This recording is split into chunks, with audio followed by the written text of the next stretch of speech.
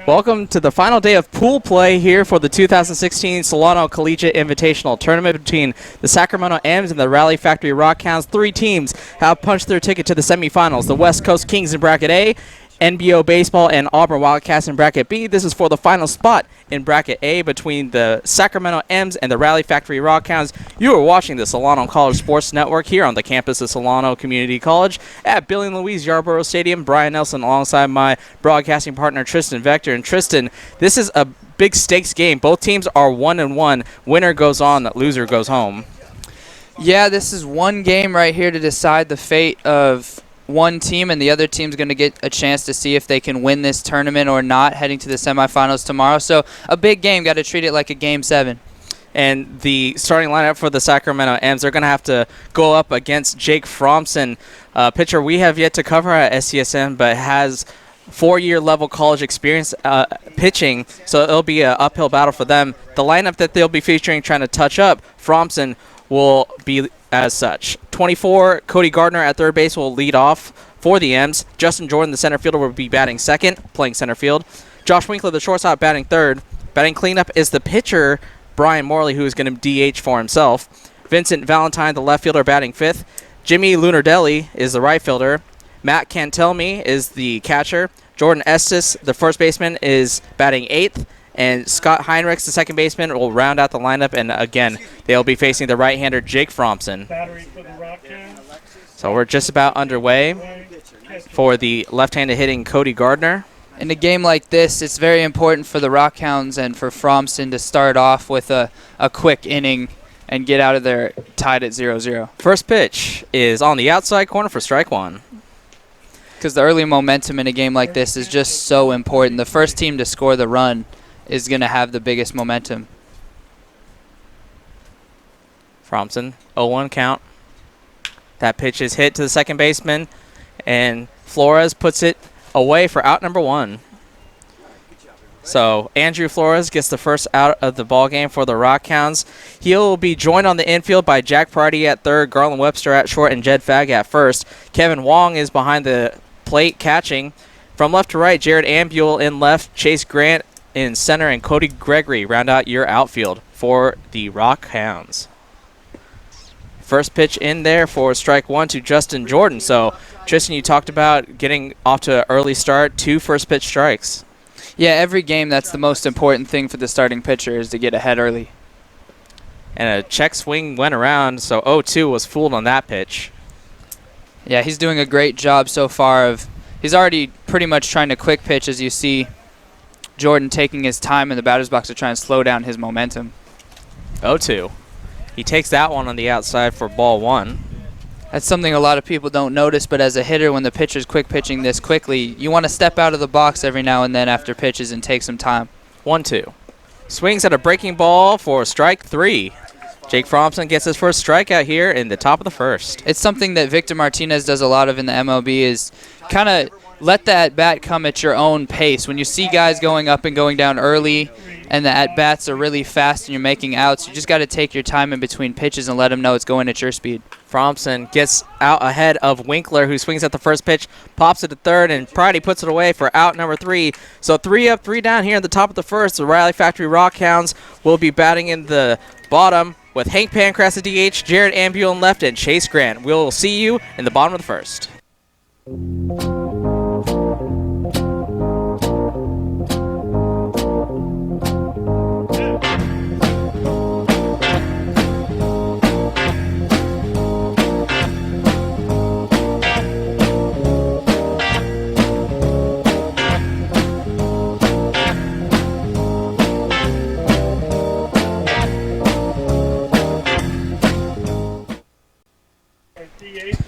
So here in the bottom of the first, like I said, to end the top, Pancratz, Ambule, Grant, followed by Webster at short, batting cleanup, Pridey at third, batting fifth, Fagg at first, batting sixth, the catcher Kevin Wong batting seventh, Cody Gregory, the right fielder, batting eighth, and Flores, the second baseman, rounds out the lineup. Pancratz looks at a first pitch from Brian Morley for ball one. And Morley's got to match Fromson here. Fromson came out with a great first inning, so he's got to come back and put a 0 up for his squad.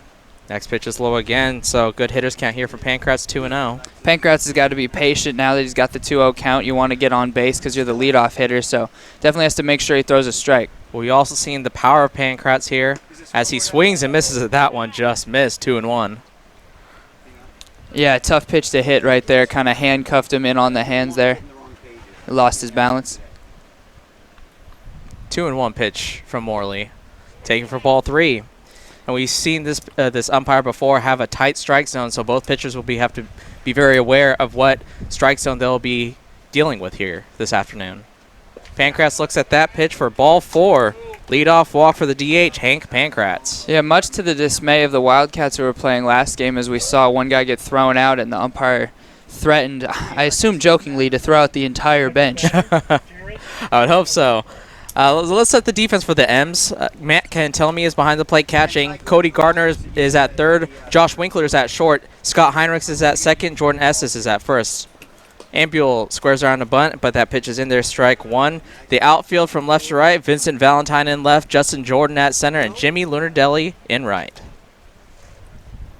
Nope, still out. So there you see Pankratz's lead at first, throw over, not in time. It's important for Ambule to make sure he moves this runner over here, whether he's going to do it by bunt or not. And we really have seen the depth of the Rally Factory Rock Hounds roster. From 1 to 6, all power threats to drive-in runs. Great bump by Ambule.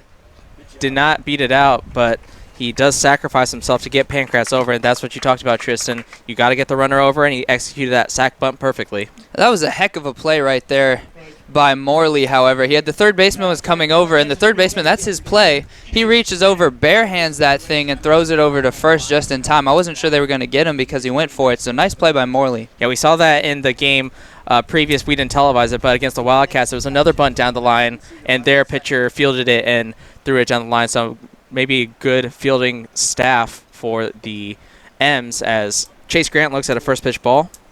And that's always something that can just help your team out a little bit because pitchers obviously aren't expected to be great fielders, but anytime there's a comebacker and they can glove it and make a play off of it, that really helps out the rest of the defense.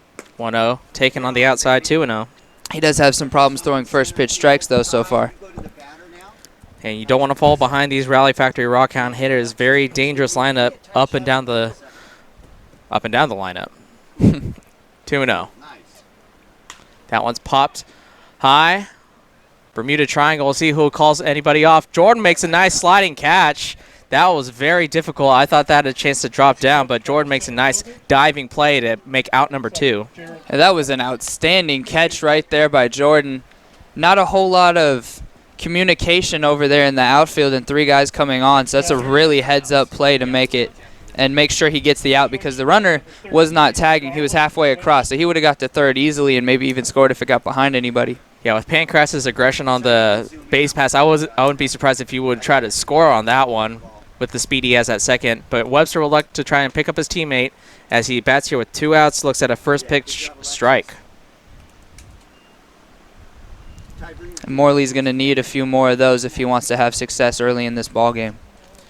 Runner at second, and Hank Pancratz walked and advanced to second on a sac bunt by Jared Ambule. Breaking ball swung on and missed by Webster, 0-2.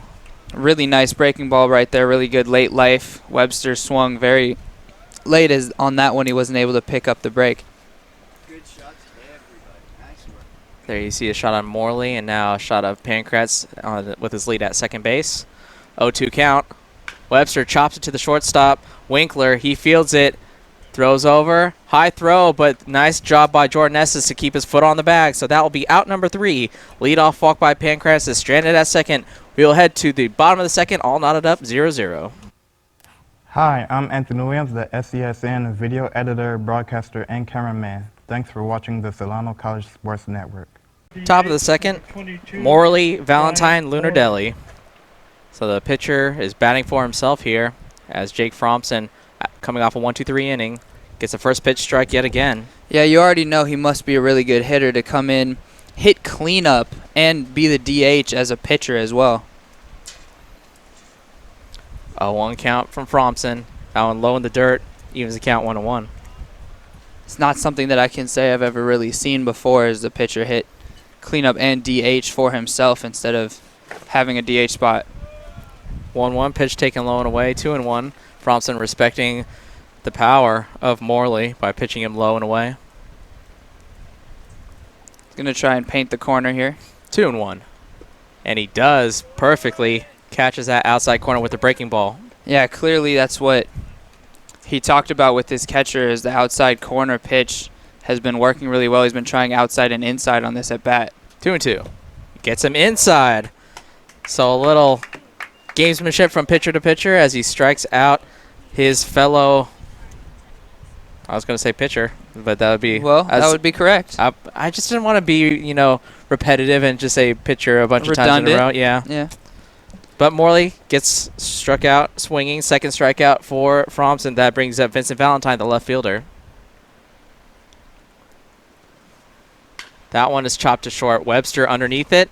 He has it. Long throw. Fag with a great play to get that high throw. And Fag, he did a great job of getting down on that bag, but I'm a little concerned that could have rolled his ankle a little bit had he come down wrong. Yeah, he was on the back side of the bag, could have easily rolled his ankle or even ran into the runner if the runner had been a little closer. So bit of a dangerous play there, but great job by Fag to keep his concentration and make sure he got the out. So 5 up, 5 down here for Fromson. Jimmy Lunardelli, the right fielder, due up here, and he swings at a first pitch, fouled off. 6 for 6 in first pitch strikes for Fromson. He's rolling right now. And that's what you expect from an experienced college pitcher like Fromson. That one is hit to Webster. Diving play, not able to make it as Lunardelli gets a 2-out single.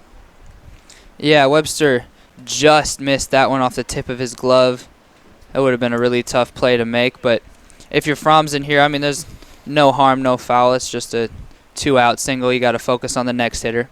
And that next hitter is Matt Kentelme, the catcher for the Sacramento M's. Fromson, the pitcher, formerly out of Kansas State, transferred to Missouri State. 2-out pitch is taken for ball 1. First time not getting a first pitch strike for Fromson. If I remember right, he was a teammate of Stover's. Yes. For a season over there at K-State. Yeah, Fromson sat out last year due to NCAA rules. You can't transfer schools without waiting out a year. So last year, redshirted. As that pitch is taken for a 2-0 count here, so Kentelme with a good hitter's count with the runner at first in Lunardelli. That one hit right back up the middle. Webster with the dive. He's going to throw it to first, and just too long of a throw. I thought he had a chance to maybe get the runner at second with a little backhand flip to Flores. That's what I was expecting, was a little backhand flip, which would have been really impressive, but very hard to do. He didn't want to risk it. He thought he still had a chance over at first, but wasn't quite able to get him. But just a great play by Webster to even get to the ball. I thought that had a chance to get into center field. Now that runner would have been over at third for sure. Yeah, so it's still a nice stop. How slow that was. So runners at first and second now. Jordan Estes, the first baseman, fouls one back. All right, center field camera takes a little punishment. And it looks like As Estes it does is every game. I know. Estes a little darker pants than the rest of his teammates. Yeah, you noticed that too? Yeah. Maybe they're just wet. soaking wet. Yeah. So there we go. On the same page. This is a good sign for the rest of this. Broadcasting chemistry right here. Yep. Fouled off 0-2. So Jordan Estes has an opportunity here to put the M's ahead in this crucial situation. Both teams 1-1 in Bracket A. The way the Invitational tournament works, the top team in Bracket A faces the second team in Bracket B, and then vice versa. And the funny thing is, West Coast Kings, NBO Baseball, Auburn Wildcats, all the teams that made it, all 2-1. And whoever wins this would be 2-1 as well. So it'll be interesting how it shake out as Estes goes around swinging. Third strikeout for Fromson. So 2 runners stranded for the M's. We will head to the bottom of the second with the game tied 0-0.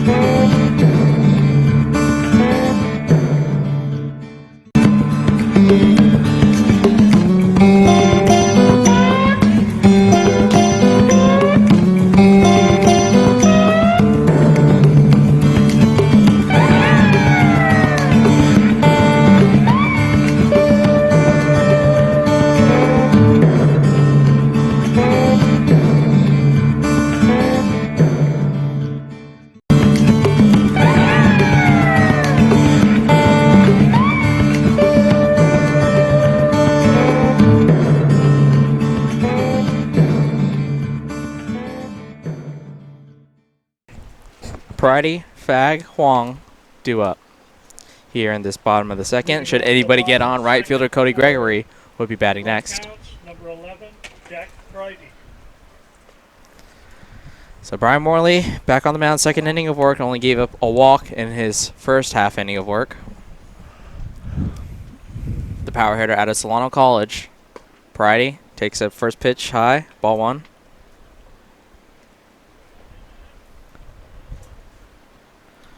Morley behind in the count 1-0. Fag hits one the opposite way. That's going to hang up, though, for the right fielder, Lunardelli, for out number one. Yeah, he put a good swing on that ball, but you can't always control exactly where it heads. It headed right at the right fielder. First baseman. So, I mean, it's a good swing, though. You got to build off that his next at-bat. Yeah, just a little bit more to the left, and that splits the gap, and then he's got an extra base hit. So that's baseball. Sometimes you hit it well, and you hit it right at a defender. Sometimes you hit it not so well, and you get it right in between defenders. Yeah, like a blooper. Mm-hmm. That happens all the time. We'll see what Jed Fag here does here with one out. Fouled that one off. 1-1. Still looking for the first hit off of Brian Morley. 1-1 pitch. Breaking ball taken for a ball. That was close, though. They're still looking for their first hit, but the good sign is they have not struck out yet. They've been putting their bats on every ball, so it's only a matter of time. So that one's taken 3-1. They're not really getting fooled right now.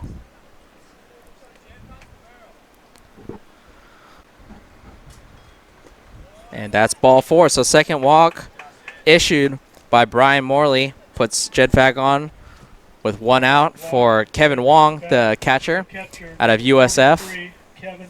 Joined us in the last game we had, I believe, in the broadcasting booth. Or it's 2 games ago. Yeah, that was the Kings Mudcats game that he joined us on Wednesday. Wang bunts it foul.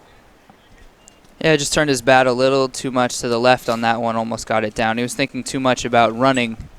As obviously he's trying to advance the runner, but that did look like he was bunting for a hit as well. And he's sporting that guard over his helmet that a lot of players have once they've been hit in the face before, like Giancarlo Stanton, yeah. 0-1 pitch. Wong looks at that one for strike 2. So Morley jumps ahead here. 0-2. Runner at first in Jed Fag with 1 out. Morley comes set and home. And Wong chops to the second baseman. Taylor made 4-6-3 double play. And they got it to end the inning. So a 1 out walk by Jed Fag is wiped out with that 4-6-3 double play. We will head to the top of the third, all knotted up 0-0. Interested in a career in sports broadcasting? Well, Solano College is the right college for you. Fall 2016, Solano is offering not 1, but 2 sports broadcasting classes. COM 75A is for the people who want to be in front of the camera, like me. You will focus on real-life, on-air, internet, and televised broadcast. Not only will you be in front of the camera, you will learn the fundamentals of play-by-play description, color commentary, do interviews with players and coaches, and even host your own sports talk show. For those of you who want to be more behind the scenes, COM 80A is the class for you. You will learn the fundamentals of televised sports broadcasts, both in studio and on location. You will also learn the fundamentals of computer graphics, videography, instant replay, and pre- and post-production editing. Cool, right? Both classes are held from 1 to 3:55 in room 121 of the main campus building. 75A is held on Wednesdays and 80A is held on Mondays. See you there. 9-1-2 due up here in the top of the third. Scott Heinrichs, Cody Gardner, and Justin Jordan. Has Fromson finishing up his warm-up tosses. Some coaching by Tim Fitzgerald to Scott Heinrichs on what he wants to do to approach his first at-bat, get a leadoff hitter on for the first time. And Fromson's got to keep throwing those first pitch strikes. 7 of 8 so far. So first pitch to the second baseman, Heinrichs, is swung on, sky to center. Grant looks like he is underneath that, and he puts it away for out number 1. 1 pitch, 1 out. Yeah, and Fromson's still doing what he does with those first pitch strikes. Really impressive so far. And the M's have been very aggressive. That's the third time they've gotten a swing first pitch. They've gotten 3 outs on those 3 first pitch swings. They try to jump them early. They really need to be more patient, though. Yeah, I think that's the approach to take when you notice a guy's in the strike zone so often. Like, the likelihood of that first pitch being in the strike zone would be great as, again, first pitch strike. Cody Gardner. And it's true. He is throwing a lot of first pitch strikes. There's nothing wrong with jumping on him early, but you still got to make sure it's your pitch. There can be pitches in the strike zone that aren't the right pitch to swing at if it's the first one. Right. If you're looking in, you get an outside pitch, as that is an outside pitch, 1-1. And it could be, you know, a breaking ball just on the corner that there's not a whole lot you could really do with as far as driving. 1-1, 1 out. Swung on and miss in the dirt.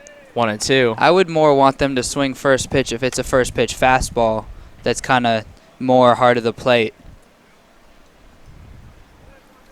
But Fromson is dealing right now. 1-2 pitch.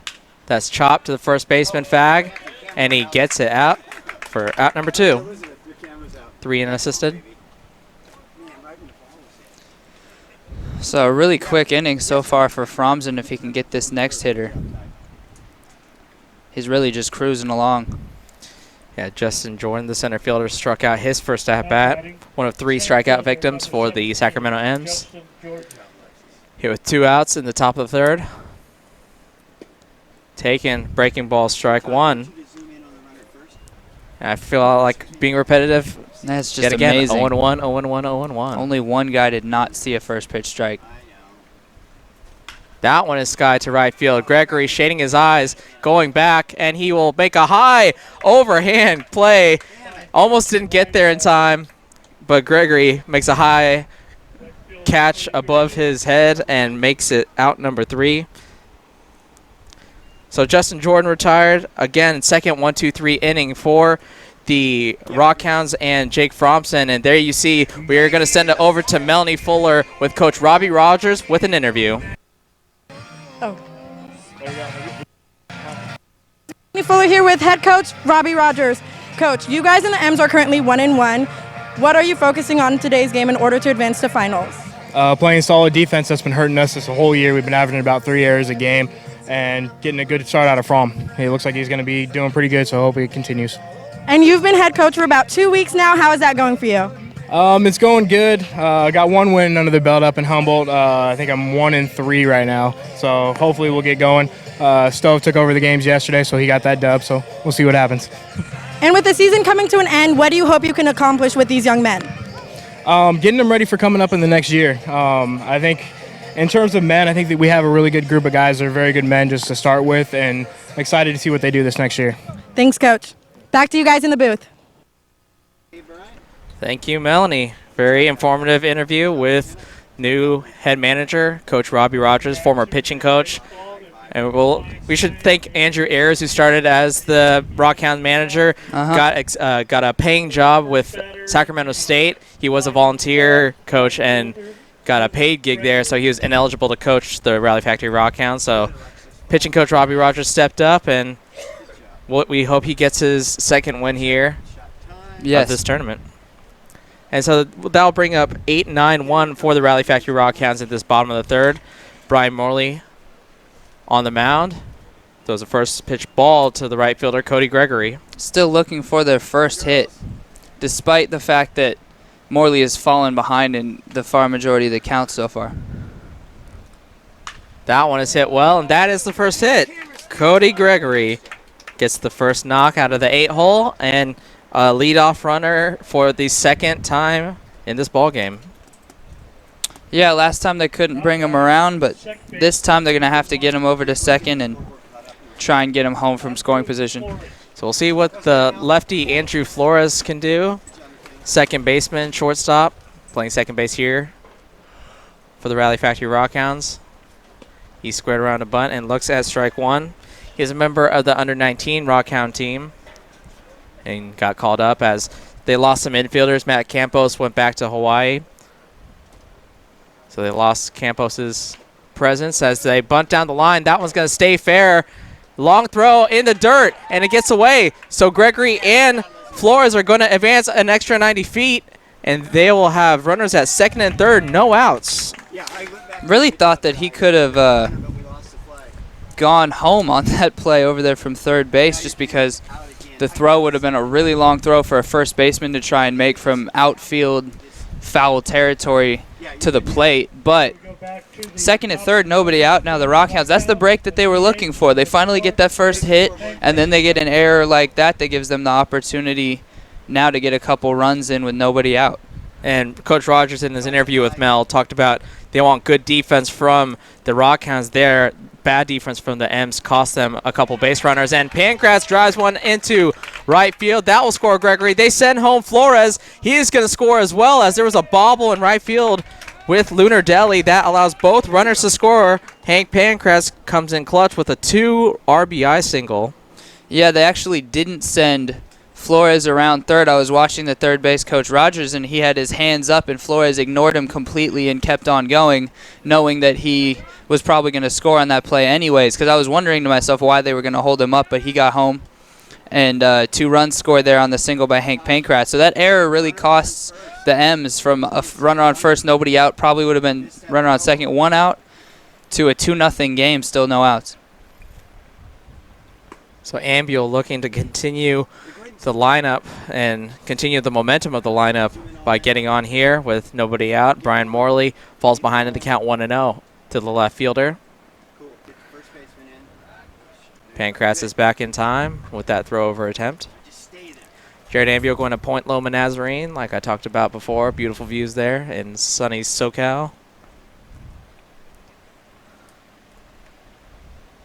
Ambuel loads up and drives one to right field. That one's going to hang up for Lunar Deli. Pancratz is way off the base, and he is lucky to get back in time as Lunar Deli skies one over the head of Estes. Not sure what his read was on that play. He started, going kind of halfway like you're supposed to, but then he just kept on inching out a little farther, and finally the ball gets caught, which it was clearly going to get caught. It was hit right at the right field. I would have been surprised if that ball got dropped.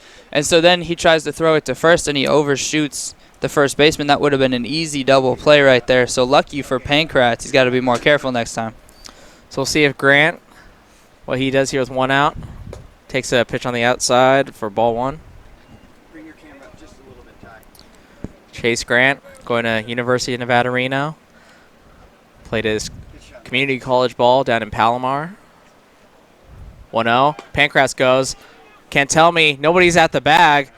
Late break from the shortstop Winkler, and that pitch was in the dirt. That throw was in the dirt, so Pancratz steals that one.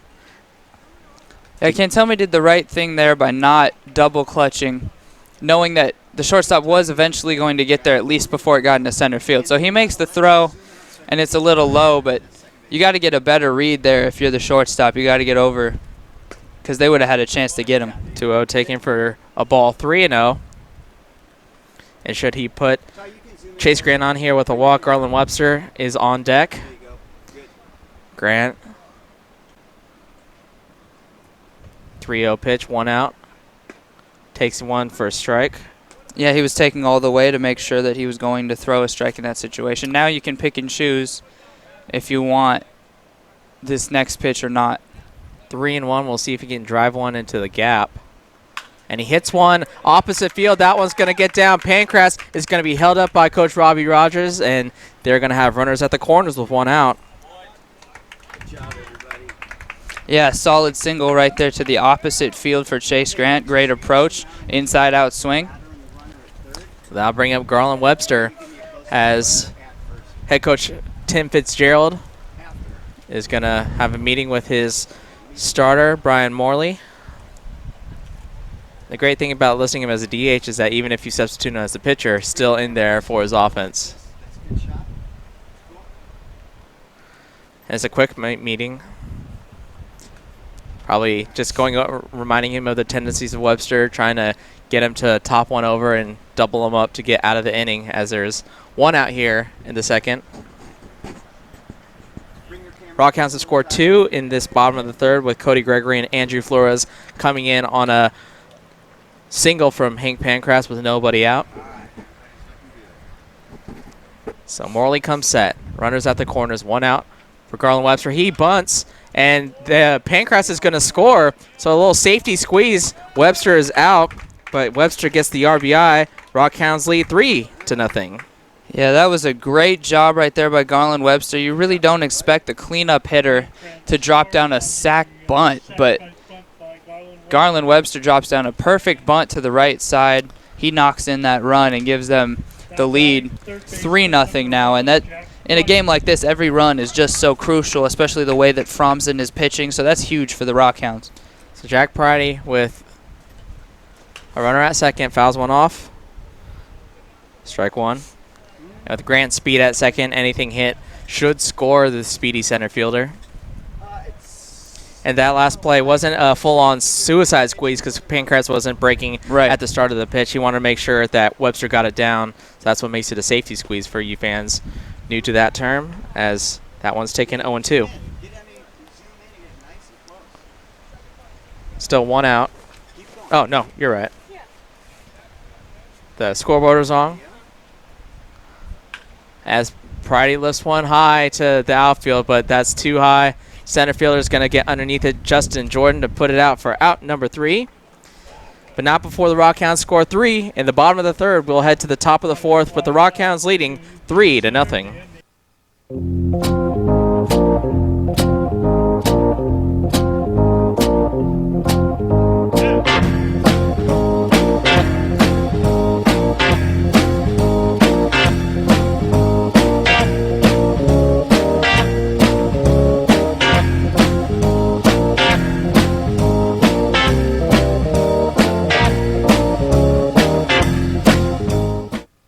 Top of the fourth, Josh Winkler, Brian Morley, Vincent Valentine do up 3, 4, 5, heart of the order. Jake Fromsen hasn't had too much of an issue here, only issuing 2 hits, no walks, 3 strikeouts in his 3 innings of And that's work. the key right there, no walks, 10 of 11 first pitch strikes from Fromsen. Make that it 11 to 12. Man, we got to stop doing We that. really got It's a this little- right now. It's a little creepy at this point. At first, it was kind of cool when we were just in sync like that, but Yeah. now I'm getting a little scared. I've spent too much time with you. Yeah, even Instinct had to break up after a I while. know. I gotta. Even though you got the hair like a pop star, I'll be the Justin Timberlake, I think. Okay. You can be Joey Fatone. 0-2. It can in the dirt. 1-2. I want Bieber back now. You don't want to be Joey Fatone? I'm good. 1-2 pitch from Fromsen. That one swung well into center field. Grant is underneath it, though, and he makes it out number 1. And we saw that earlier. Just because you hit it well doesn't mean you get a hit. That one hit right to the center fielder, Grant, and he had to take a couple steps to his right and puts it out pretty easily. Seems like that especially happens when guys are in slumps. They'll finally get a solid swing after striking out several times, and they'll literally hit it right at somebody. So 1 out here as Morley looks at a first pitch ball. Fromsen working a quick pace here, 1-0. On the outside corner, 1-1. He's getting in a good rhythm with his home plate umpire. 1-1 pitch. Taken. Ball 2.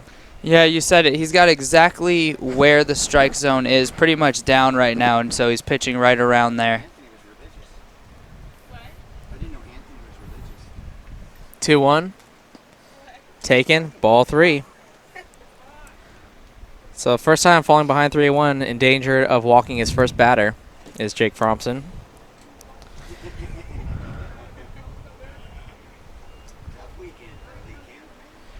3-1. Taken inside for ball 4. So first walk issued by Jake Fromson is to the pitcher Brian Morley. So Morley 0 for 1 with a strikeout and a walk. That brings up Vincent Valentine, who grounded out to Garland Webster in the second.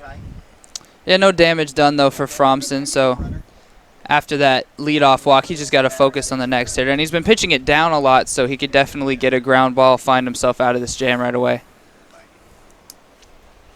1 out. Here in this top of the 4th, Fromson with the pitch. Low in the dirt, nice block by Wong. He couldn't find it, and the whole bench yells feet to indicate that it was at his feet. Yeah, I thought for a second there he might just get up and run, just looking for it, but good job by the bench to yell feet. Communication is so key. 1-0 to Vincent Valentine, the left fielder. Swung on a miss, strike 1. Great pitch right there from Fromson to get him off balance. It's interesting to stack up the AMS lineup. A lot of right-handed hitters. You usually like to break those up with lefties against a good right-handed pitcher like Fromson. And it depends on the team. There could be they don't have a whole lot of lefties. That one gets by Wong as he tried to backhand that one. And it glanced off his arm. That's the problem with trying to backhand a pitch to your left, is it usually rolls up your arm and gets past you. That's why they always say you got to move your whole body over instead of trying to backhand anything. You never want to backhand anything if you're a catcher. You got to get your whole body in front of it. But that was a really hard block to make anyway. Definitely a wild pitch. 2-1. Outside corner, 2-2. They've really got the outside corner nailed down right now. You've seen a whole bunch of those strikes, especially first pitch. We've seen Fromson go to the outside corner like that. And that's a rarity with this umpire. We haven't seen a lot of pitchers. They usually get frustrated with the outside calls. Fromson looks like he is right in the zone of the home plate umpire. 2-2. Swung on to the opposite field. Going to get past the second baseman Flores, and they're going to hold up the runner at third. So great swing from Valentine right there to go opposite field on that pitch, which was kind of in on the hands more. He really had to move his hands to make that pitch go to the other side. That was a great swing from Valentine. So runners at the corners. Jimmy Lunardelli with 1 out here is now batting. He singled his first at bat. Got the first hit of the ball game for either side. And we'll see if Fromson can limit the damage here. His squad got him 3 runs. Would like to have a shutdown inning where he gets no runs here, but definitely a threat as they throw over to first, not in time. Batter is number 10, Jimmy Lunardelli. So Morley standing at third after he walked. Valentine standing at first after he singled. 1 out. First pitch swung on the hands. That one's going to fall into right field. They're going to advance the runner at first going to third. Morley scores on that RBI single from Jimmy Lunardelli. Yeah, it's one of those.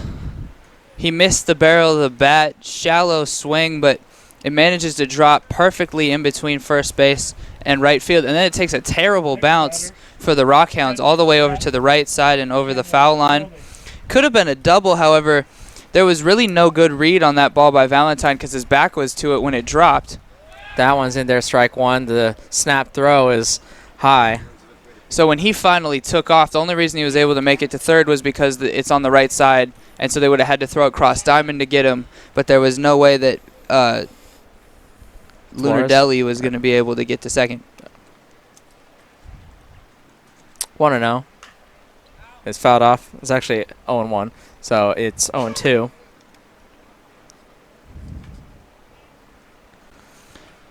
So Matt Cantelmi is behind in the count, 0-2.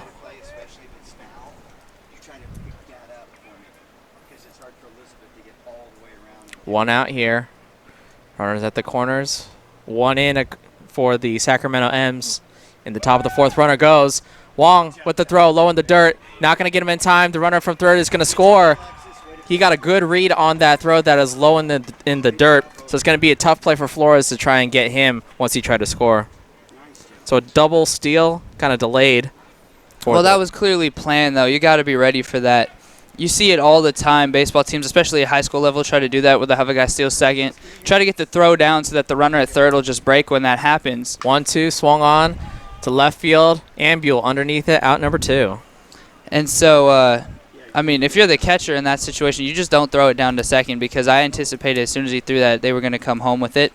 And then also if you're at second and you pick that throw, instead of worrying about the tag for a runner who's already on second, you just got to throw it back home as quickly as possible. Yeah, you want to cut it off and try and throw the runner out at home. And if you're long behind the dish, probably your best play is to make a hard fake and try and get the third base runner to go home off the run and try and fake him out. Definitely. If you pump fake in that situation, you might get him cheating over at third. Estes fouls one off, 0-1. So runner at second and Jimmy Lunardelli. Estes in a good situation here to try and tie this ball game up after the Sacramento M's have scored 2 here in the top of the 4th after the Rock Hounds scored 3 in the bottom of the 3rd. Estes struck out in his first at-bat. Runner goes. Wong pitching the dirt, so that is going to be a clean steal for Jimmy Lunardelli. That's just a thing where you run on the right pitch and the catcher can't really do anything about it. Runner at third, 2 outs. Estes fouls one back. That's a risky play, too. Should he have been thrown out, he would have made the last out at third, and coaches really don't like that, as you're in scoring position already. Yeah, you just don't want to get too greedy. But luckily, he picked the right pitch to go on. Estes, though, behind in the count, 0-2. 2 outs to Jake Fromson with the pitch. That one is hit to the opposite field. That's going to get down. Gregory catches it on a bounce, and that is going to be an RBI single for Jordan Estes. Yeah, you got to get dirty there if you're Gregory. At least slide halfway and try and make that play, because that ball, you just can't let that ball land at your feet right there with 2 outs. Yeah, I like the specifics of that. You have to slide halfway because you can't full out dive. Because yeah, exactly. We've seen what happens. We've seen in a past game, center fielder dives, gets past him. Now you have a triple on your hands as Estes standing at first. Yeah, you do the half slide on your butt in your back area and keep your glove up so that you can at least knock it down and not let it get by you, because obviously if you go full on dive and it goes under you or over you, then that's an easy triple. So the game tied up 3-3 as Heinrich squared around a bunt, and the pitch is is called a strike. 1-1.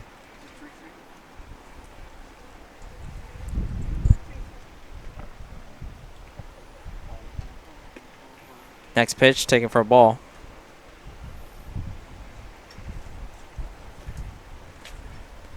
Estes standing at first. 3 runs have come across. Brian Morley, who walked and scored. Valentine singled and scored. Lunardelli singled and scored.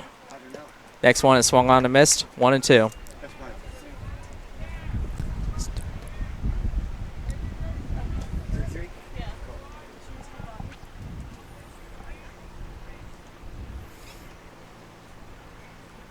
Heinrichs, 2-2 count. Fromson has a pitch to play with. Runner goes. That one hit well, but it's going to hang up for Ambule. Out number 3. So the Sacramento M's tie the ball game up with 3 in the top of the 4th. We will see how the Rock Hounds respond in the bottom of the 4th. Game tied 3-3. Hi, I'm Brian Nelson, Assistant Director here at SCSN. Thank you for watching the Solano College Sports Network. Bottom of the 4th. First batter for the Rock Hounds in the bottom of the 4th. First baseman number 23. Bottom of the 4th here. Jed Fag, Kevin Wong, Cody Gregory, 6, 7, 8. Andrew Flores, the number 9 hitter, will bat if anybody gets on. Fag with a high fly to the outfield. Left fielder Valentine underneath it for out number 1. Nice and easy play over there in left, and if you're the Rock Hounds, another first pitch swing. Lots of aggressive at-bats from both teams so far this game, which isn't necessarily a bad thing, although in this situation it's a quick out. That brings up Kevin Wong, grounded into a 4-6-3 double play. His first time up. Brian Morley pitching here with 1 out. Taken high for ball 1. High and inside to the catcher. The Rock Hounds need to be patient and try and get a run back since the game's tied again. Breaking ball low and in. Try to get some momentum back for Fromsen because he was really rolling until that last inning.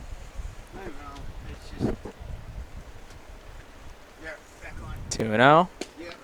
In there for strike one. Good breaking ball. And obviously 2-0. If you're walling, you're not looking. Breaking ball. Trying to look for a good fastball to hit. 2-1. Hit to the opposite field. We'll see if that hangs up. Right fielder Lunardelli will have to play it on a bounce. So 1 out single for Kevin Wong. And another one that drops right in front of the legs of an outfielder there. I don't know if they're just not wanting to get dirty because they're afraid of an extra base hit if it gets behind them, but you really got to take some more chances out there. Yeah, this is an important game, 3-3. If you lose this game, you play in the consolation game at 9 o'clock a.m. If you win, you're in the semifinals. As Cody Gregory looks at a first pitch strike.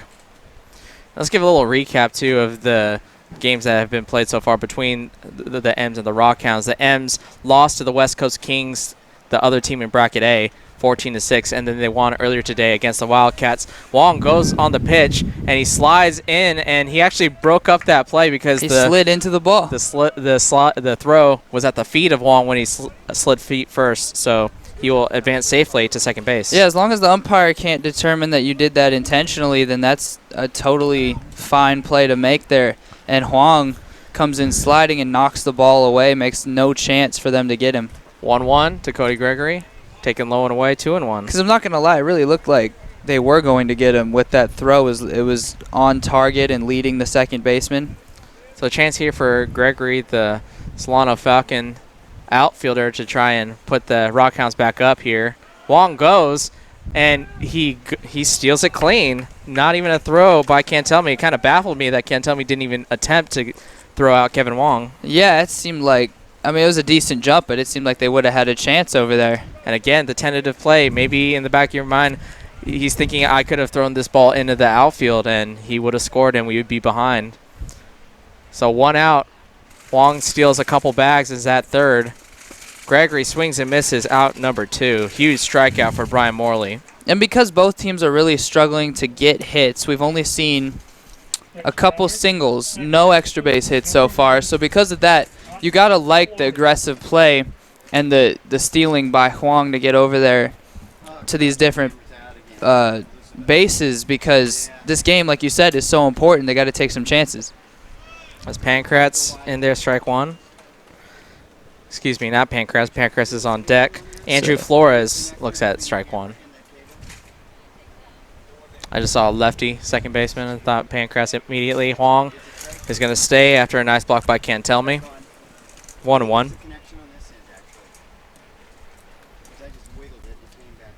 needs to stop walking across the wires, too.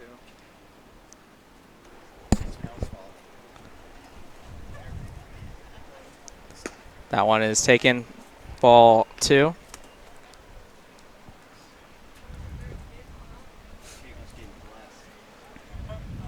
So a big situation for Flores here. 2 outs. You need a hit to score the runner at third. That breaking ball is away. 3 balls, 1 strike. Yeah, big opportunity right here for Flores. You got 2 outs. If you can get a pitch to hit right here and you can drive it, obviously you'll take a walk if you can, but if you have the chance to knock in a run right here, you do it. 3-1. That one driven in the opposite field, but foul. And the Rock Hounds in their 2 games, we talked about the M's. They lost to the West Coast Kings and beat the Auburn Wildcats. The Rock Hounds, they actually beat the West Coast Kings 3-2, and then they lost the second game of a back-to-back 5-4 against NBO baseball. So both teams 1-1, 3-2 to Flores, and he strikes out swinging. So huge back-to-back strikeouts for Brian Morley, and he gets out of this inning unscathed. We will go to the bottom of the top of the 5th, tied up 3-3.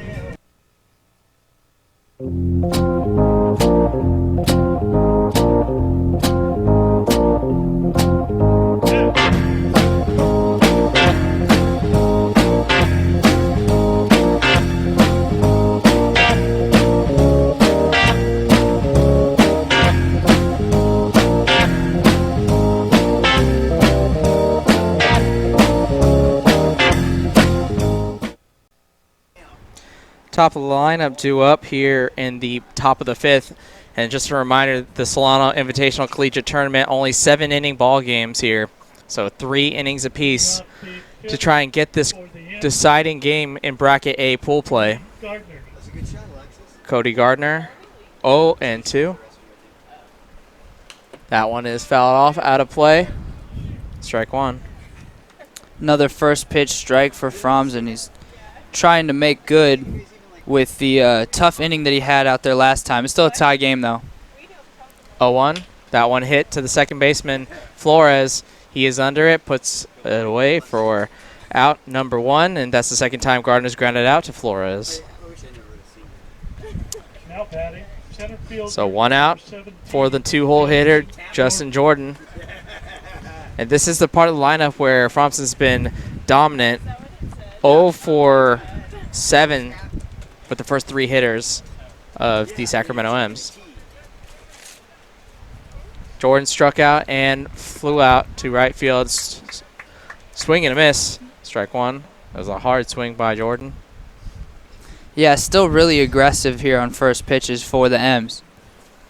Jordan hits one foul, out of play. 0-2.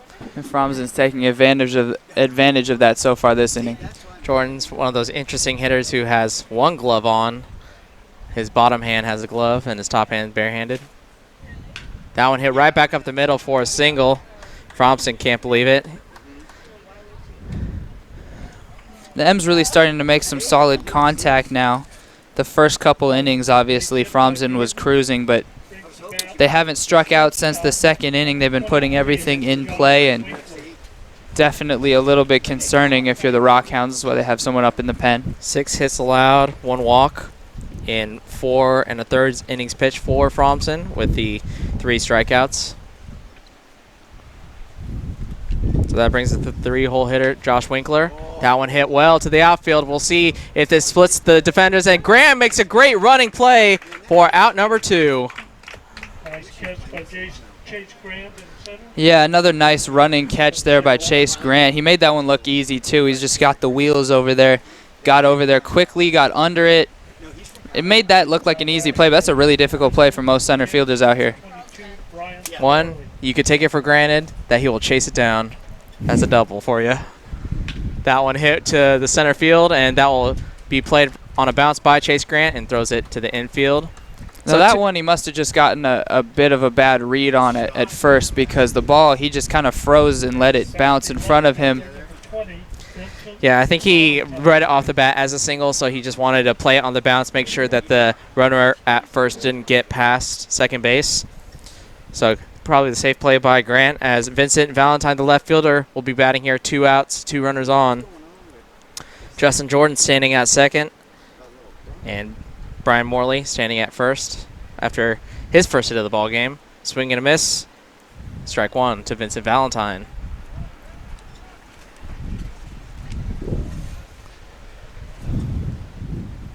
Big situation here after the pitcher Brian Morley tosses scoreless bottom of the 4th. Fromsen. 0-1 pitch is a ball. Yeah, just a little bit low there. Tried to see if he was going to chase after it. Even count 1-1. 2 outs here for Valentine, who's 1 for 2. Ground out and a single. Also scored. Swing and a miss, strike 2, and that has been the hole in Valentine's swing. That's the 3rd such swing he swung over the top of a breaking ball low. Gotta believe Fromsen has his number on that breaking ball. Yeah, probably see another one right here. Or might see a fastball to switch it up. Yeah, I was thinking change to your sight line, maybe a high fastball and then go back to that low breaker. Then he goes back to it, but that's too far low. Taken easily 2-2. Definitely going to be a fastball next. Hey, you like to see your pitcher change speed, change eye levels to keep the hitter off balance, trying to confuse him at the plate, not know what's coming next. 2-2, 2 outs. Runners at first and second. Fromsen with the pitch. Hit, foul, stays alive. Yeah, didn't really change the sight line and come up with it. He just kept the fastball low at the knees. And you don't have to necessarily change sight lines, but definitely changing the speed is going to be important to set up that breaking ball. Yeah. So he doesn't load up on that back leg, anticipating the speed of that breaking ball. And changing the sight lines is definitely a good thing to do. But if you do it every single at bat, the hitter can start to read what you're trying to do to him. And he swings over the top of that breaking ball for strike number 3. So he gets Vincent Valentine with 2 runners on here in the top of the 5th. We will go to the bottom of the 5th, all tied up at 3 apiece.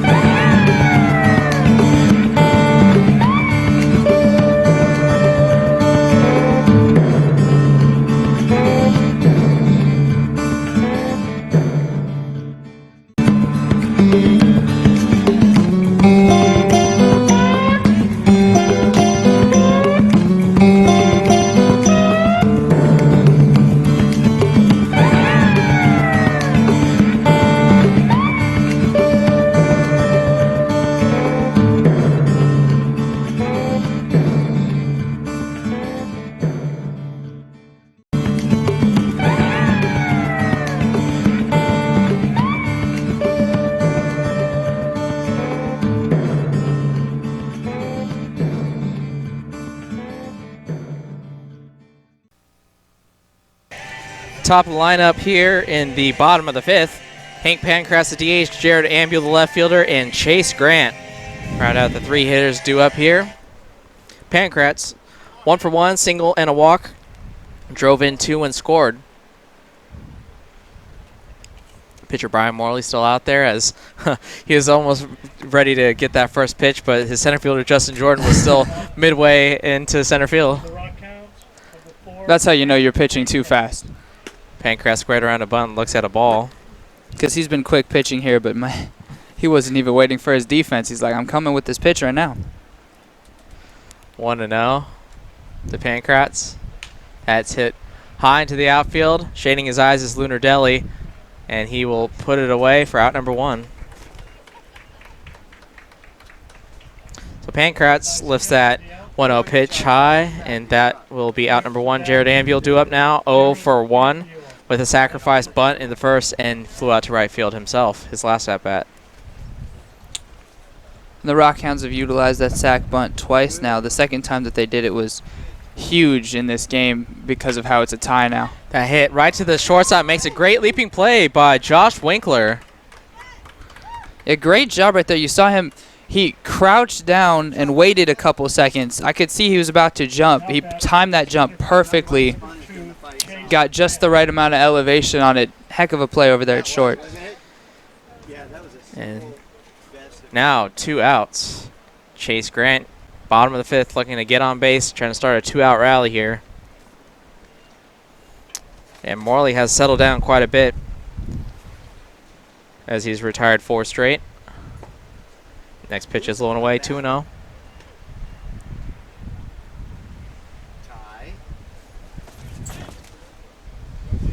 Tie ball game here, 3-3, bottom of the 5th. In there, strike 1. 2-1 is the count. And Grant with a solid single his last time up, looking to extend the inning. 1 for 2 on the day as he looks at that pitch, 3-1. He's got a 3-1 count here, favorable count. Last time he had 3-1, he shot a single to the opposite field. We'll see what he does here. 3-1. Takes ball 4. And so you got to be aware of Chase Grant's speed. We saw it in the outfield tracking down that ball. It is a base stealing threat, and should he steal here and get in a scoring position, Garland Webster can get his second RBI as he is 0 for 1 with a ground out and that that safety squeeze that drove in Pancratz. Yeah, I fully expect Chase Grant to go at some point here this at bat. We've seen Pancratz go. We saw Huang do it twice. I expect Grant to go here. Doesn't on the first pitch as Webster skies one high. We'll see. The shortstop is breaking back. Left fielder has it, though. Vincent Valentine puts it away for out number 3. So a 2-out walk by Chase Grant is stranded at first. We will head to the top of the 2nd, tied at 3 apiece.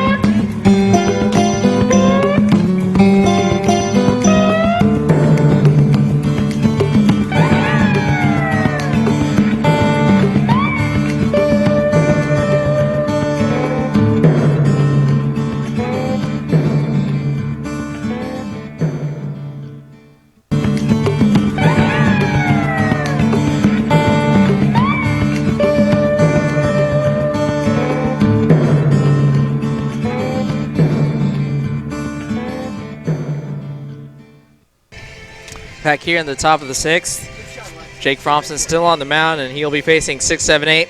Jimmy Lunardelli, who was 2 for 2. Matt Cantelmi, who was 1 for 2. And Jordan Estes, who was also 1 for 2. In this part of the lineup, they have only two RBIs, as the third run the M's have scored on that delayed steal with runners at the corners. So Lunardelli, who has an RBI single and another single to be 2 for 2. Look to set the table here, top of the 6th. Fromson with the pitch. Breaking ball taken for strike 1. First batter for the M's in the top of the 6th. Some light, long tossing happening in the Rockhound bullpen. As a chopper to the third baseman Pridey, he is underneath it. Takes a little crow hop and throws him out easily for out number 1. So Lunardelli retired for the first time. That'll bring up Matt Cantelmi. 1 for 2, singled in the second. Flew out to Ambule in the 4th. Number 11, Matt Cantelmi. And if you can tell me here, you just want to get on base. Try and start something for the M's. First pitch is 2 inside for ball 1. Both teams got lots of action going on in the bullpens here. Yeah, lefty warming up for the M's. As Fromson, a chopper to Pridey, he has it yet again. High throw. Fag makes sure he is on the bag. So back-to-back choppers to Jack Pridey. Gets 2 quick outs here at the top of the 6th. Yeah, Pridey's doing a great job, but Fag has done an outstanding job to get himself on the base several times now with some throws that weren't quite on line. They were a little high. As Jordan Estes, the first baseman, 1 for 2, strikeout in the second, single in the 4th. Here in the 6th, looks to get on base as Fromson with the pitch. Sky to right field. Gregory's back. He is back. It's going to go over the head of Gregory and hit off the top of the wall. Excuse me, the bottom of the wall. Grant throws in. Estes is on his horse. He's going for 3. Webster's shot not in time. Webster's throw is late. Estes with a 2-out triple. And you think you're cruising on an inning. You have 2 outs, and all of a sudden Estes with a triple. Yeah, there's just something about those wet pants that's unfair. No, but seriously, that was an outstanding swing by Jordan Estes. He got a whole lot of power under there because of that quick hip turn. He had his knees bent just the right way. But Fromson is no harm done right now because there's 2 outs. So he's got to get this runner, or this hitter, who is the number 9 hitter. So Fromson's got to focus right here, but great swing by Estes. But he falls behind in the count 1-0 to Scott Heinrichs, the second baseman, who is 0 for 2, 2 flyouts, as he gets a next pitch strike, 1-1. Batter is Cody Gardner. Heinrichs, the second baseman, off the end of his bat. Fag has it himself. Will take it for out number 3. 3 unassisted will end the inning. We'll go to the bottom of the 6th. 2 more opportunities for the Rockhounds to pull ahead in this one. We will see if they can't do it in the bottom of the 6th. 5, 6, 7, Jack Pridey, Jed Fag, Kevin Wong due up for the Rockhounds.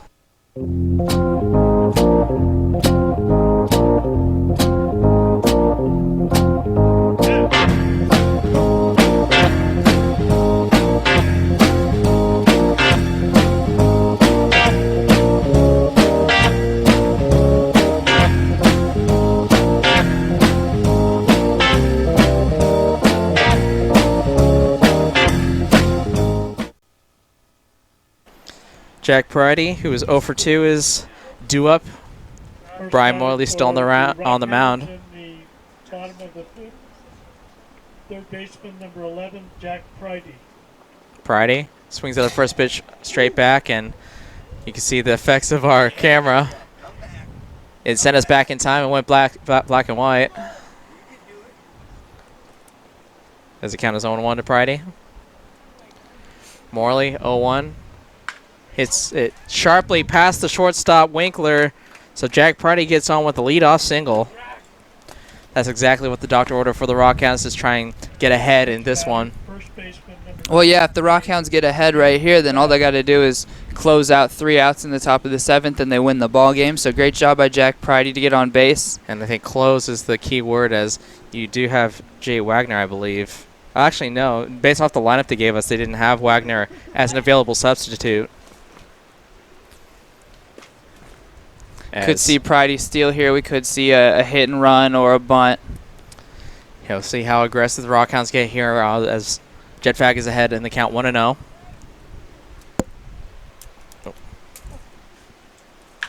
Fag hits one well into the outfield, but Jordan looks like he's underneath it.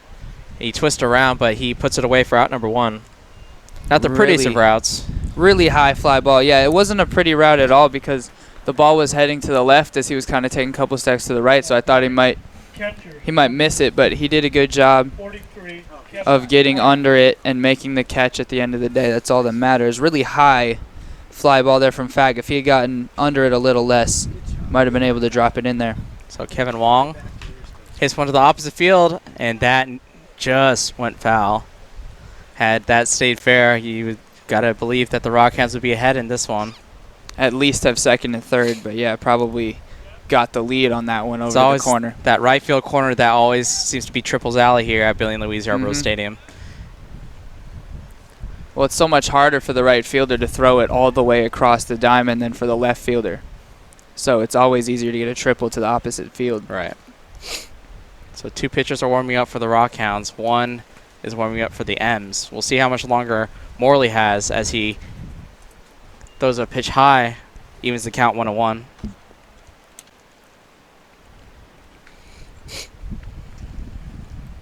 Jack Pridey standing at first as Wong looks at that pitch 1-2. Wong's got to shorten up now and protect. 1-2 count. You don't want to go down swinging.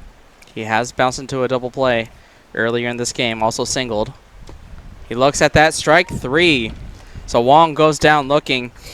So Cody Gregory will have to continue and pick up his teammate as he is 1 for 2, single and a strikeout, also scored.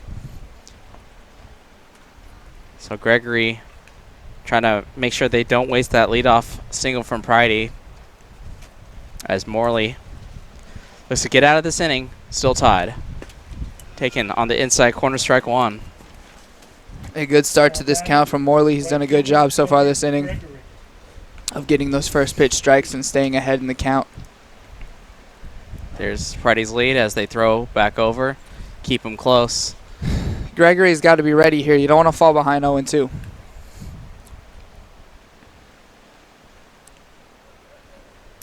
Two outs. Throw over yet again. Not in time. Tie ball game here in the bottom of the 6th, 3-3. You're watching the Solano College Sports Network. Cody Gregory trying to advance Jack Pridey in a scoring position as Pridey goes. Hit and run is on. Chopper. It gets through the middle as Pridey is going to stop at second. He tried to pop up and advance to third, but you don't want to make the last out of an inning at third base. Yeah, he wasn't really aware. I don't know if he didn't hear the crack of the bat, but he didn't pick up the ball, and so he slid into second as if the swing had been missed and he was trying to steal it. Probably could have got to third if he had just stayed up running. So this is an important bat yet again for Andrew Flores, the second baseman. Last time he was up, he stranded Kevin Wong standing at third with 2 outs. Here, 2 runners are on. He is 0 for 2, reached on an error and scored, and he also struck out his last at-bat. Looks at that pitch for a strike. And that pitch has not been a strike all game long. That outside corner got a little big right here. M's bullpen has emptied, so this will be Morley's inning as Flores looks at that pitch for a ball. 1-1.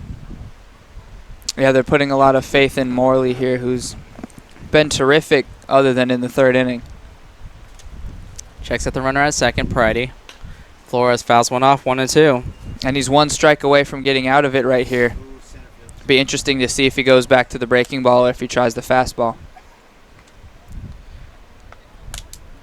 Behind in the count, 1-2 is the second baseman, Andrew Flores. Big spot here for both sides in this tie ball game, 3-3. Morley with the pitch. Swung on and missed on the outside for strike 3, out number 3. So 2 base runners reach, but cannot come home. We'll head to the top of the 7th. This is a 7-inning ball game, so the Sacramento M's have a chance to get ahead in this one, but right now we are tied 3-3. Hi, I'm Melanie Fuller with the Solano College Sports Network. The end of summer is right around the corner, which means that fall sports are about to begin. We will be covering football for Vacaville and Wilsey Wood High School. Vacaville is expected to have a better season this year after losing to Wilsey Wood in the Black and Blue Bowl for the first time in 18 years. Wilsey Wood is coming off of their best season in school history. Right off the bat, Wood is facing Concord High School, who they lost to 55-16 last season. We will also be featuring the Lady Falcons volleyball and soccer teams. Mia Satterfield Pau, Esmeralda Cortez Serrano, Talia Glenn, and Terry Gutierrez will be returning to the 2016-2017 women's volleyball team. The women's soccer team has a whopping 17 returners. Be sure to check out all of our fall sports and past events on our Facebook page, our YouTube page, or Fairfield Cable Access Channel 28 if you live in the area. I'm Melanie Fuller, and thank you for supporting the Solano College Sports Network. Top of the 7th, top of the lineup duo for the Sacramento M's, Cody Gardner, Justin Jordan, Josh Winkler. This is the last half inning for the M's offense in regulation. Should we go into extras? Obviously. That'd be the 8th and the 9th.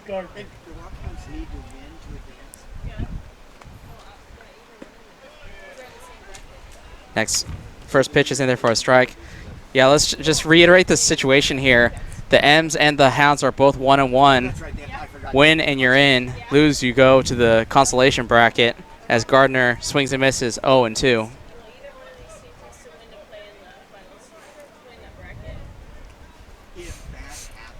Yeah, big game right here. Big inning, too. Fromson still on the mound, and it's hit sharply to Fag, and it short hops him and goes into shallow right. Yeah, Fag tried to take a step to his right and backhand that with just his glove. Instead of getting his body in front of it, he had the time to turn around and try and underhand that. So that's going to go down as an error and a big mistake for Fag. Yeah, you would like to see him maybe even have a catcher's mentality, just smother the ball. Yeah, exactly. You got to get your body in front of it, just take it to your chest. Fromson, as Jordan squares around a bunt, pulls bat back for ball number 1.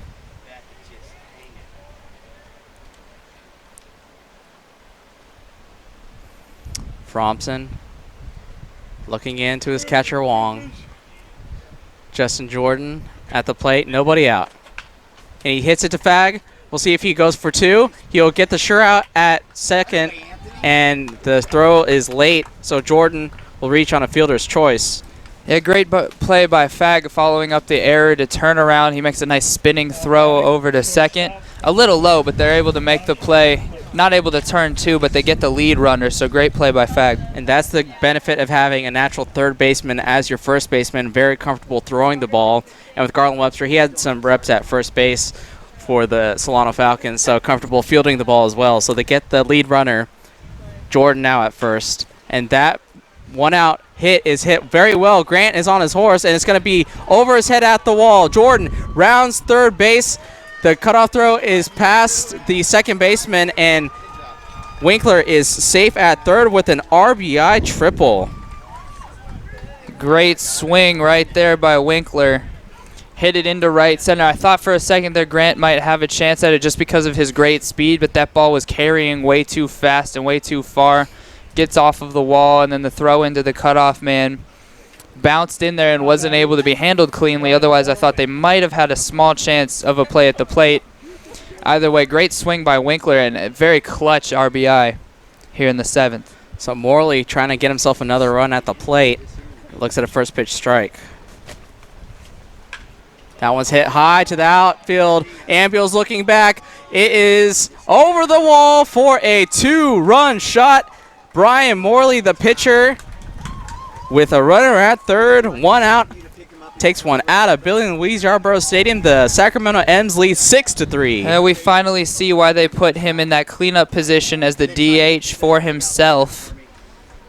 We were wondering about that all game. He had to strike out a walk and a single, but right there he shows his power with a shot over the left field wall. And Rock Hounds are in some trouble now. Yeah, coming into this half inning tied up, and that'll be the last we will see of Jake Fromson. We'll make a pitching change, get a new arm from the bullpen. We will see who will be warming up. It looks like number 19, Dustin Labeat, could be on the mound. Yeah, and I thought they were going to take Fromsen out after last inning because it looked like he was starting to struggle a little bit, and his command was still there, but they were really starting to square up his pitches. So as the warm-up tosses will be made by the new Rock Hounds pitcher, Kirby Broadbent. Tristan, yesterday we had a chance to broadcast an MMA tournament. You weren't able to see go, but look at the screen there. Here's a highlight of the Camo State Championship for the middleweight title of the state of California. In the blue trunks is Luke Folkens. Andrew Priolo is in the black, and boom, one shot that dropped Andrew Priolo for the knockout, and Luke Folkens is your Camo State middleweight champion. And you just look at the side of face of Andrew Priolo. He did a great job of weathering a lot of hits in slow-mo. Bam! Luke Folkens, cool hand Luke with the left hand, dropped the Frost Giant, and is your new Camo State champion. 5 seconds and we're back to the pitcher. So unbelievable job by Folkens out of Team Alpha Male in Sacramento, the team that obviously famously produced Uriah Faber, Cody Garbrandt, the up-and-coming MMA fighter, as well as the female, I believe she's a strawweight, Paige Van Zant. But man, it was a fun tournament. A lot of great fights up and down the card, but that was probably the highlight of knockout of the night. Are you serious? Yeah, I'm definitely sorry that I had to miss that due to some injury, health issues. But what is a strawweight? A strawweight is a weight class below bantamweight. It's just a weight class. It's like one. But it's like a really light 120-ish. Okay. Obviously, with the girls, you can be lighter than the guys, so you don't see guys at strawweight too often. But female fighters, the lower range, strawweight is below bantamweight. Just had to get that one out of the way. I wasn't sure about that. But yeah, I'm sorry that I had to miss that one. Looked like a lot of fun. So we're back here in the top of the 7th. Vincent Valentine falls behind in the count, 0-2 to Kirby Broadbent. That one's hit back up the middle for a single. Valentine's second single of the afternoon. Not the way you want to come into the game here, but the Rock Hounds need to get some outs right now and keep it at 6-3. Lou Nardelli, the right fielder, is coming up. He is 2 for 3 with 2 singles, an RBI, scored a run. And last at bat, he grounded out to Jack Pridey.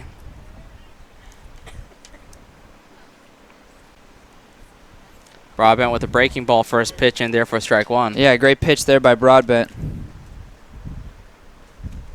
Kind of pitching backwards, you expect a first pitch fastball, but not expecting that big breaker as Broadbent throws over, not in time. Only one out here in the inning. The pitcher Fromsen got the first out with a Gardner fielder's choice. Great diving play by Fag, doubles him up at first, and we are out of this top of the 7th with a spectacular play by Jedediah Fag. And we'll head to the bottom of the 7th. Last chance for the Rally Factory Rock Hounds to tie this ball game up or even win. We will see if they can do so coming up next. Hey guys, I'm McKenna Guerrero, SCSN reporter, and thank you for watching the Solano College Sports Network. Back here in the bottom of the 7th, if there's a part of the lineup that can potentially get you some runs, it's this part, top of the lineup. Hank Pancras, Jared Ambule, Chase Grant. They'll need to put on a show here to get 3 runs. Pancras looks at a first pitch ball. Brian Morley, who hit that 2-run shot in the last half inning, still on the mound here in the 7th. Now taken for strike 1. Pancratz is 1 for 2, a single, a walk. He also flew out his last at-bat, has 2 RBIs. Looks at that pitch high, 2-1. He's got to do whatever he can to work the count and get himself on base. It's so imperative to a big inning to have the leadoff hitter get on. 2-1 pitch, swung on and missed by Pancratz, 2-2. And oddly enough, the way that it played out today, Pancratz has been leading off in almost every at-bat so far. He's led off 3 out of his 4. Swung on and missed by Pancratz. for strike 3. So not the way the Rock Hounds like to start out this half inning, but Jared Ambuel will be coming up here with 1 out. Ambuel has had solid contact with a pair of line drives he hit, as well as a sack bunt that was successful. He's got to get himself on base, though. The righty swings at that first pitch back, foul. Breaking ball from Morley. Sacramento M's lead 6-3 here in the bottom of the 7th. 2 outs to go for the M's to move on to the semifinals, as that breaking ball is low in the dirt, ball 1.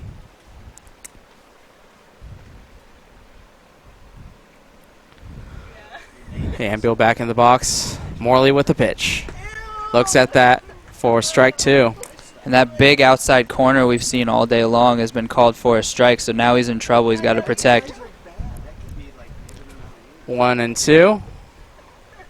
Swung on. That is going to stay fair down the line. Ambuel is rounding first. He will head to second, and the throw is not in time. Ambuel with a 1-out double. Great swing right there by Ambuel, and he keeps it just barely inside the bag to the left side. Obviously, the 2 foul lines are the great places to hit the ball when you want extra base hits. Now they've got something going. Great part of the order, too, as you mentioned, with Grant, Webster, and Pridey. Yeah, runner in scoring position. Ambuel has a lot of speed. Grant hits one well into the outfield. Jordan is back. He is pedaling, and he is underneath it for out number 2. Thought that had a chance of going over the head. Yeah, nice catch right there, though. Yeah, Jordan with the speed to get back in time. So Garland Webster, last hope for the Rock Hounds, trying to extend this inning here with 2 outs, runner at second, and Jared Ambuel. And he's got to get himself on base. We've seen Jack Pridey. Jack Pridey has some power. He definitely has the ability to hit home runs. If Webster can get on base, that tying run would be up at the plate. So we'll see what Webster does. Ambuel thought about faking a run to steal. And he was way off there. Nobody really looking at him over at second, so definitely take a big lead. Webster in the box here, 2 outs. Looks at a first pitch breaking ball for a ball. Is it M-O-R-E-L-Y? Okay. 1-0 pitch, and that's fouled. 1-1.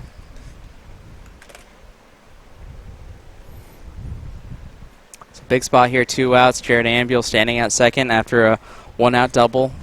Garland Webster, the shortstop, here in the box. Jack Pridey on deck. Brian Morley with the pitch. Swung on and missed. Strike 2. So down to the last strike here for the Rally Factory Rock Hounds.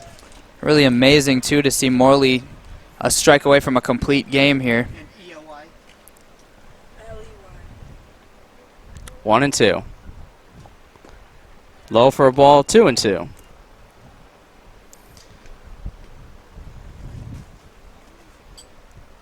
Three-run deficit for the Rock Hounds here in the bottom of the 7th. Webster's got to be careful here. Foul anything off that's too close, but not your pitch. If you get one to hit, you got to drive it. 2-2. Jammed him. We'll see if that stays in play. The catcher is back, and he will look at it go out of play for foul. Stays alive, 2-2. Yeah, that's exactly what you got to do. That's definitely not the pitch you want to end the game on. Not much you can do with that pitch other than foul it off. So Webster did a good job because you don't want to leave it up to chance whether or not the umpire is going to call you out. Count stays 2-2 here with 2 outs. Runner at second. Jared Ambuel. Webster looking to continue with this inning. Morley with the pitch. That one foul out of play to the right side. Stays alive. Another nice swing there from Webster. He's doing a great job of battling and staying alive here. Morley looking in, shaking off his catcher, can't tell me. Now comes set with the pitch. Breaking ball. Is that going to stay fair? No, just foul. Another nice swing from Webster. He was almost onto that one, just a little too out in front of it. So 3 straight pitches. Garland Webster has fouled off to stay alive here at 2-2. 8th pitch of the at-bat.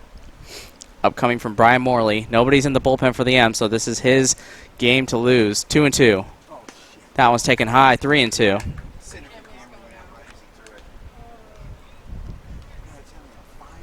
All right, now it's even more complicated because obviously you foul anything close, but at the same time, if it's too far out there, you want to take a walk. As Morley shakes off his catcher, now comes set.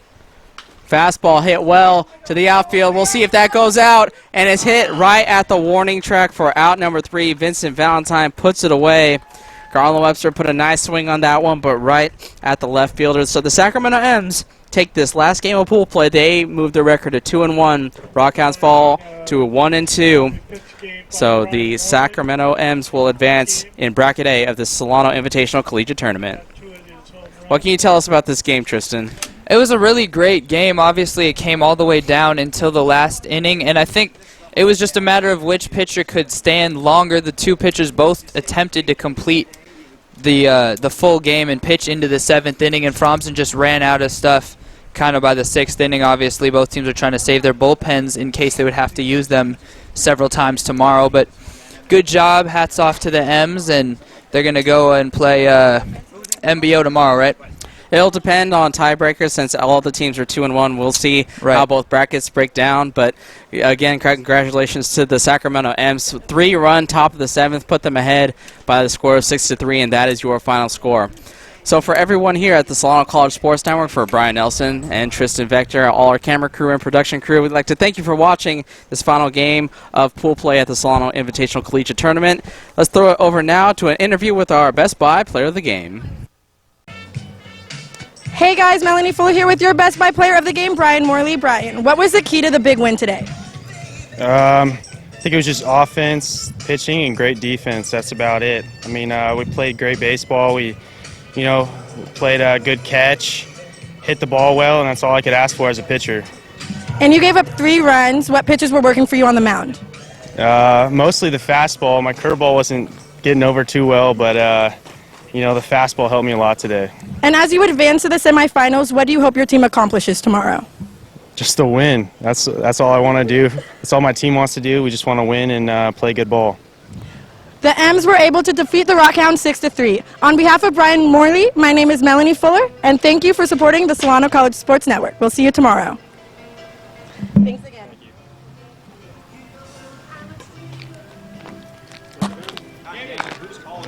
What? I mean, it's hard not to interview that guy.